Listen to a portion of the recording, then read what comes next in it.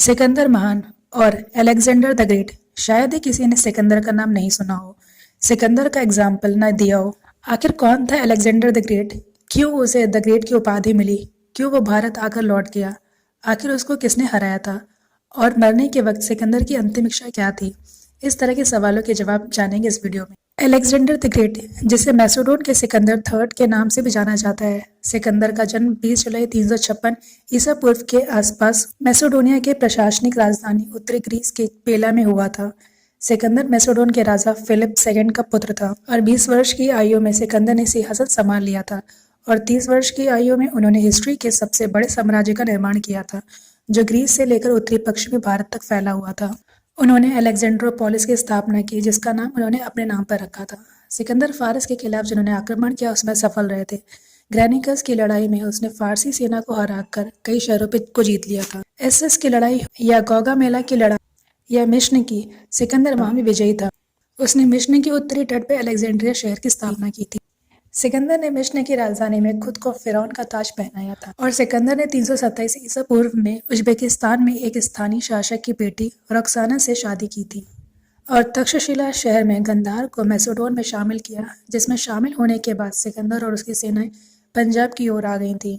यहाँ उनका सामना राजा पोरस से हुआ था और सिकंदर ने धनानंद के शासनकाल के दौरान भारत पर आक्रमण किया था और सिकंदर 19 महीने तक भारत में रहा।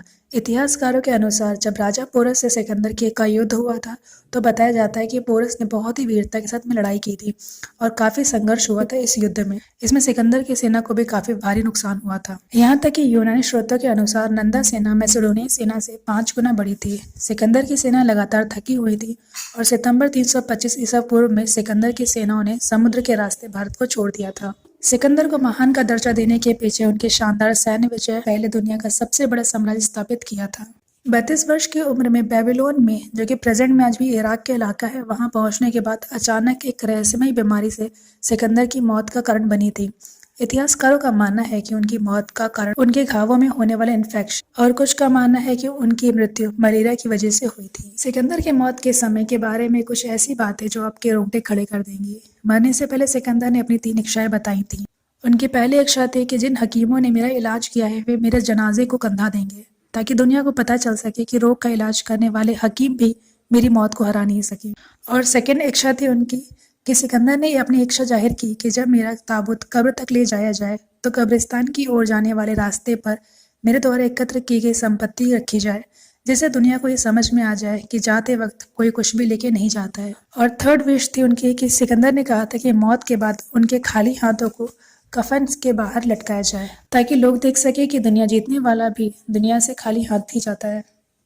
सिकंदर जैसा महान योद्धा जिसने आधा साम्राज्य जीत लिया था, जिसके पास में अथाह संपत्ति थी, वो तक खाली हाथ गया। कोई भी कुछ लेके नहीं जाता है, लोग खाली हाथ ही आते हैं और खाली हाथ ही जाते हैं।